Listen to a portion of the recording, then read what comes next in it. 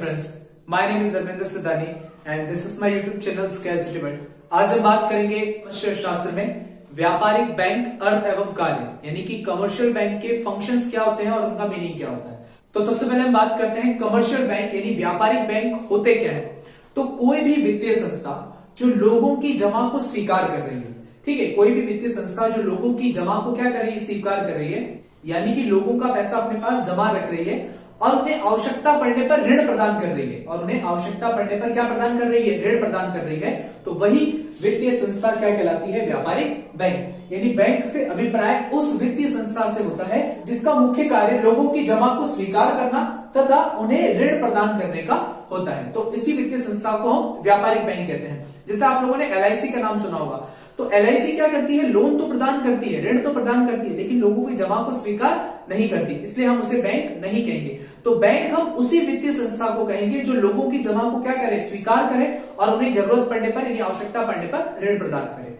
ठीक है, तो उसी वित्तीय संस्था को व्यापारिक बैंक या वाणिज्यिक बैंक कहा जाता है। अब हम बात करेंगे इनके कार्यों की।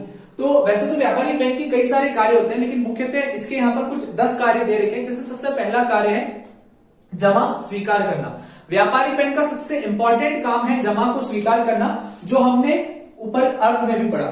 यानी कि व्यापारिक बैंक क्या करती है, लोगों की जमा को, लोगों की बचतों को अलग अलग प्रकार के खातों में जमा कर देती है। जैसे बचत खाता, चालू खाता, सावधि जमा खाता या आवर्ती जमा खाता, यानी कि saving account, current account, FD यानी कि फिक्स्ड डिपॉजिट अकाउंट और आरडी अकाउंट के अंदर। तो बैंक लोगों की जमा को अलग अलग प्रकार के इन खातों के अंदर जमा कर देती है।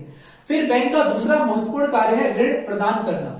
व्यापारिक बैंक क्या करती है, लोगों की जमा को एकत्रित करके उन्हीं पैसों से क्या करती है, अन्य व्यक्तियों को ऋण प्रदान करती है। जैसे किसी किसान को मान लो खेती के लिए लोन चाहिए, किसी विद्यार्थी को पढ़ाई के लिए, एजुकेशन के लिए लोन चाहिए, किसी व्यापारी को अपनी शॉप यानी दुकान के लिए लोन चाहिए। तो इस प्रकार से बैंक क्या करती है, अलग अलग क्रियाओं के लिए लोगों को अलग अलग रूप से क्या प्रदान करती है, ऋण प्रदान करती है।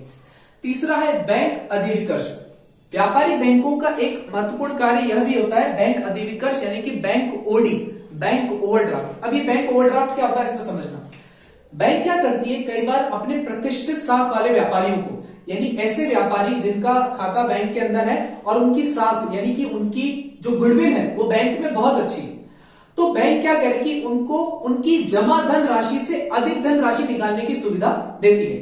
एक एग्जांपल लेते हैं, जैसे मान लेते हैं कि मेरा एक अकाउंट है जिसमें अभी 50,000 रुपए, उस बैंक अकाउंट के अंदर टोटल 50,000 रुपए का अमाउंट है, और अगर मैंने किसी व्यक्ति को 55,000 रुपए का चेक दे दिया, मैंने किसी व्यक्ति को 55,000 रुपए का चेक दे दिया, तो क्या होगा, जब वह व्यक्ति मेरे 55,000 रुपए के चेक को बैंक से भुगतान भुनाएगा, तो उस समय क्या होगा, मेरा जो चेक है बाउंस हो जाएगा। क्यों बाउंस होगा, क्योंकि मेरे अकाउंट में कितने रुपए पड़े, 50,000, लेकिन मैंने व्यक्ति को भुगतान कितना करा है, 55,000। तो जमा धन राशि से तो अधिक धन राशि में नहीं निकलवा सकता ना, ठीक है। लेकिन कई केसेस में क्या करती है बैंक, कुछ प्रतिष्ठित साख वाले यानी कि अच्छी गुडविल वाले व्यापारियों को बैंक अधिविकर्ष की सुविधा प्रदान करती है।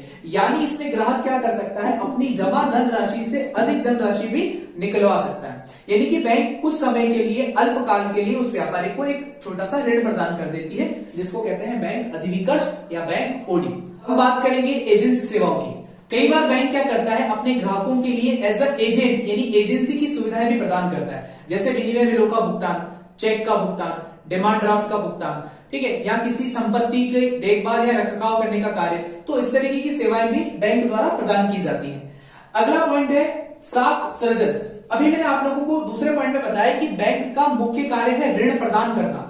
तो उस ऋण प्रदान करने के लिए व्यापारिक बैंक क्या करती है, साख का निर्माण करती है, साख का सृजन करती है, जिसकी विस्तार से व्याख्या मैं आपको नेक्स्ट वीडियो में बताऊंगा। ठीक है, अभी हम बात करते हैं अगले पॉइंट की, इंटरनेट बैंकिंग। बैंकों का एक अन्य महत्वपूर्ण कार्य यह भी है कि बैंक क्या करती है, इंटरनेट बैंकिंग की सुविधा भी आजकल प्रदान करने लगी है।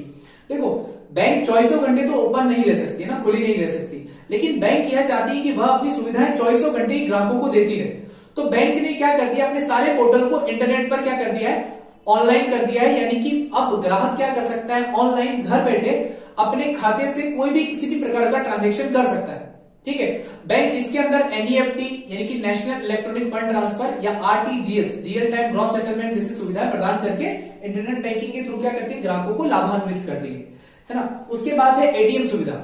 इसके बारे में आप सबको पता है कि बैंक क्या करती है, सार्वजनिक स्थलों पर जैसे कि चौराया हो गया या बस स्टैंड हो गया या रेलवे स्टेशन हो गया या किसी पार्क के आसपास क्या करती है, एटीएम मशीन यानी कि ऑटोमेटेड टेलर मशीन प्रोवाइड करवाती है और आपको एक एटीएम कार्ड देती है जिसके थ्रू आप एक निश्चित सीमा तक नकद राशि को आहरित कर सकते हैं एटीएम मशीन से।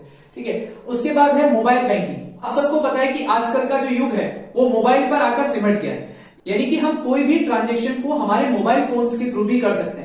तो बैंक क्या करती है, अपने आधिकारिक ऐप के थ्रू क्या करती है, ग्राहकों को यह सुविधा प्रदान करती है कि ग्राहक घर बैठे बैठे अपने मोबाइल फोन से, अपने स्मार्टफोन से क्या कर सकते हैं, अपने खाते में से राशि को एक स्थान से दूसरे स्थान पर हस्तांतरित कर सकते हैं या किसी भी वस्तु का या सेवा का क्रय विक्रय कर सकते हैं। ठीक है, अगला है लॉकर सुविधा। बैंक अपने ग्राहकों को कीमती वस्तुएं, कीमती धातुएं या कुछ महत्वपूर्ण कागजात को सुरक्षित रखने के लिए लॉकर सुविधा भी प्रदान करती है। ठीक है, और अंतिम है क्रेडिट कार्ड सुविधा। सबको पता है क्रेडिट कार्ड क्या होता है, आप लोगों में से कईयों के पास होगा। क्रेडिट कार्ड के माध्यम से व्यक्ति क्या कर सकता है, किसी भी मॉल से या किसी भी दुकानदार से, किसी भी व्यक्ति से क्या कर सकता है, उधार में वह चीज खरीद सकता है। उधार का मतलब है कि जब आप उस मॉल में जाओगे, मान लो कि आप एक मॉल में गए, आपने 10,000 रुपए का सामान परचेज करा। ठीक है, अब उस 10,000 रुपए का कोई भी सामान, चाहे वो इलेक्ट्रॉनिक आइटम हो सकता है या कोई भी नॉर्मल आइटम हो सकता है, तो उस 10,000 रुपए का सामान जब आपने परचेज करा तो आप क्रेडिट कार्ड के माध्यम से आप उसका पेमेंट कर दो स्वाइप मशीन के थ्रू। अब जैसे ही क्रेडिट कार्ड के माध्यम से आप 10,000 रुपीज का पेमेंट करोगे, वह जो 10,000 रुपीज का अमाउंट है वह आपकी बैंक अकाउंट में से न कट के वह बैंक के खाते में से सीधा दुकानदार के खाते में चला जाएगा। फिर आपको निश्चित समय बाद, जैसे कि 40 दिन बाद या 50 दिन बाद या 1 महीने या 2 महीने बाद आपको उस निश्चित राशि का भुगतान बैंक को करना पड़ता है। तो इस तरीके से बैंक आपको क्रेडिट सुविधा यानी कि उधार की सुविधा भी प्रदान करती है। तो ये थे व्यापारिक बैंक के कार्य।